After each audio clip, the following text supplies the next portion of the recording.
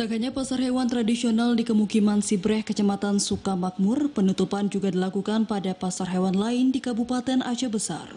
Spanduk penutupan operasional telah dipasang petugas Dinas Pertanian dan Kepolisian di pintu masuk pasar hewan sejak pagi tadi. Menurut Kepala Dinas Pertanian Aceh Besar, penutupan ini menyusul terus meningkatnya kasus PMK di Kabupaten Aceh Besar. Hingga 23 Mei, penyakit mulut dan kuku telah menyerang sebanyak 383 ekor ternak di kabupaten ini. Tak hanya sapi, PMK bahkan telah menyerang kerbau dengan total kasus sebanyak 27 kasus.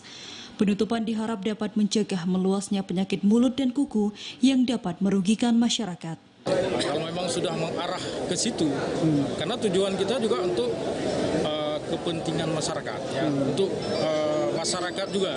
Kebijakan yang kita ambil bukan untuk merugikan masyarakat, malah untuk menguntungkan masyarakat. Artinya kalau penyakit ini menyebar luas, artinya wabah ini terus mewabah, kita takut nanti memang tidak langsung, tapi berangsur-angsur tentu ternak ini itu bobot atau berat badannya menurun, jadi ini merugikan masyarakat.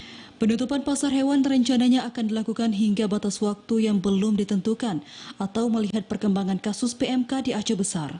Seperti diberitakan sejak 6 Mei lalu, upaya mencegah penyebaran PMK terus dilakukan pemerintah setempat.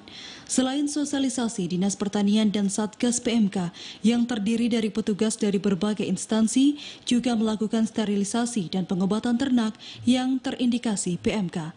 Begitupun kasus yang disebabkan virus ini terus meningkat atau telah menyerang 383 ekor ternak dari total sebanyak 81.276 populasi ternak di Aceh Besar.